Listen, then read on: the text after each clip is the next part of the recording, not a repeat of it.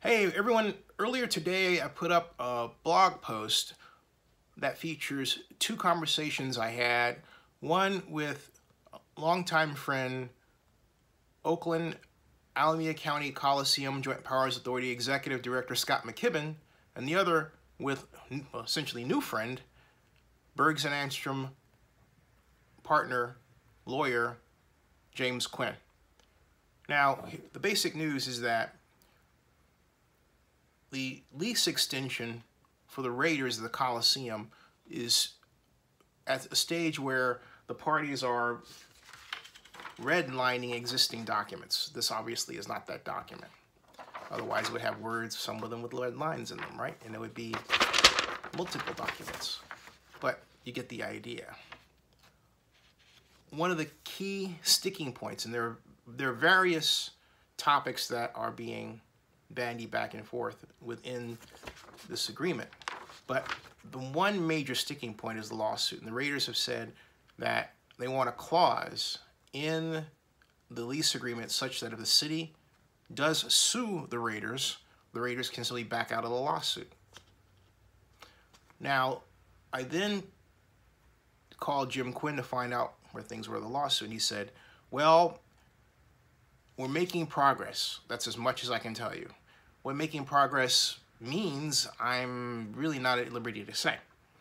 But he did say that. Now, I can also tell you that the Oakland City Council gave the Oakland City Attorney the right to file a lawsuit separate from the council in July. So for all practical purposes, Oakland has already decided to sue the Raiders. It's just a matter of what the city attorney decides to do and when. But she's working with Quinn.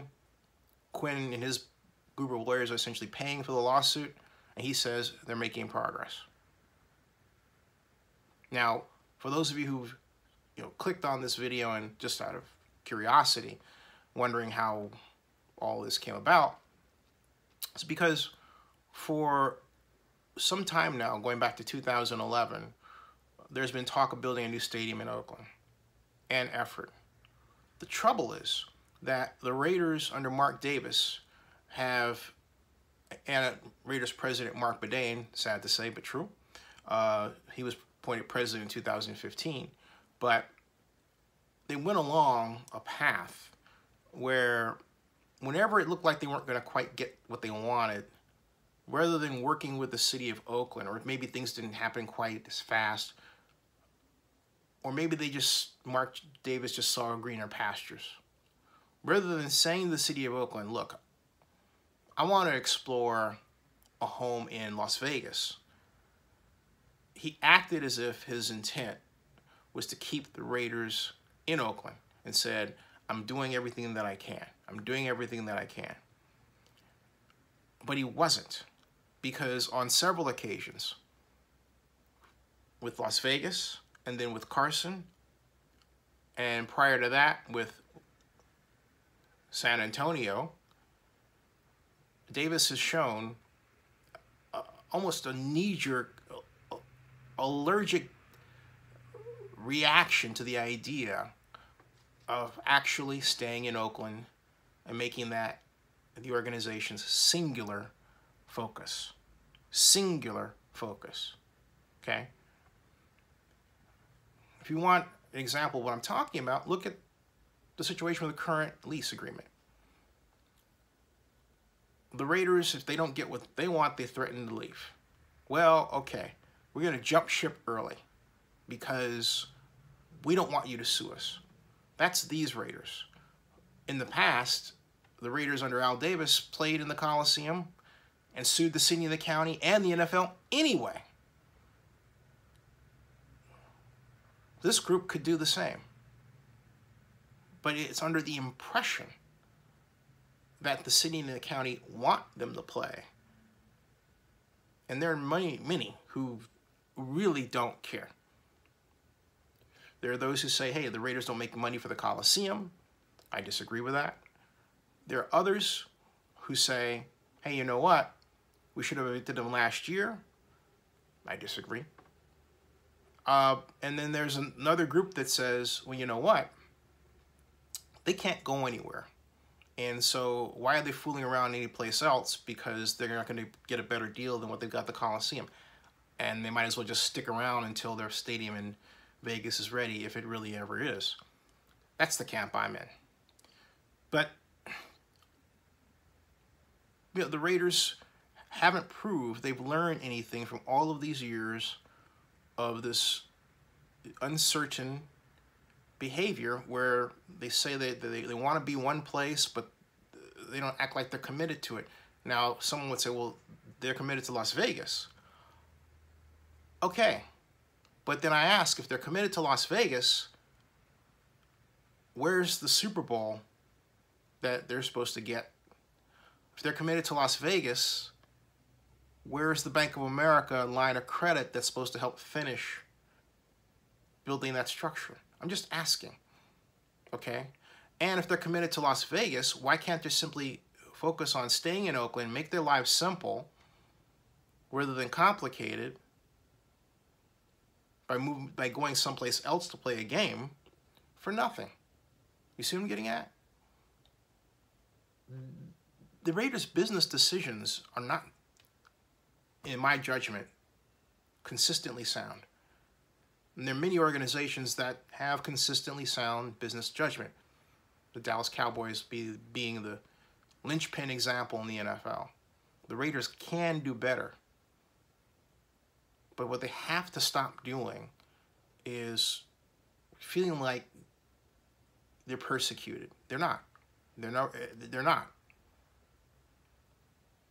But that's the full spectrum. And you would say, okay, what caused them to be where they're leaving for Las Vegas? I was about to stop, but I want to add something on here. Mark Davis saw gambling as an opportunity for him to make money. But here's the problem. The gambling legislation is such that they can do the same thing at the Coliseum in Oakland. They can make money in Oakland with gambling. Now in Vegas, there are more, the specialists are there, right? The people who understand how to develop the right electronic systems and the right procedures and legislation are in Las Vegas and Nevada to allow the Raiders to take advantage of the new legalized weather, if you will, with respect to sports betting and gambling money as sponsorship with respect to the NFL. But having said that, the same process can now be done in California and a number of states around the United States, the vast majority. So again, how much of an advantage are the Raiders really getting now? It's a big question. And not only that, will the monetary returns be worth the effort?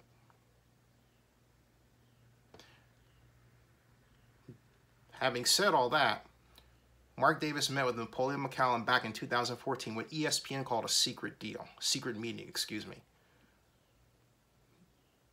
Davis thought that he was going to win the Carson vote along with Dean Spanos, having partnered with Carmen Policy and then, of course, Bob Iger. But it didn't happen. They lost to Stan Kroenke, who's building will be a magnificent palace of a facility down there in Inglewood. Mark was so incensed, he decided to go along with Vegas anyway, even though he knew the risks, or from a perspective of whether or not the NFLs would approve what he was going to do, the risks. But he plowed along anyway with something he had already started on. Note, there was no focus on really keeping the Raiders in Oakland. The Raiders, to this day, have never presented a drawing of what they wanted a stadium to look like, a new one, in Oakland, ever. No one has any idea. Don't you think that if a team wants to stay in their home team, they would have, home city, excuse me, they would have a long time ago come up with an artist's rendition of what the facility should look like, think about it. All right, subscribe to Zenny62. See ya.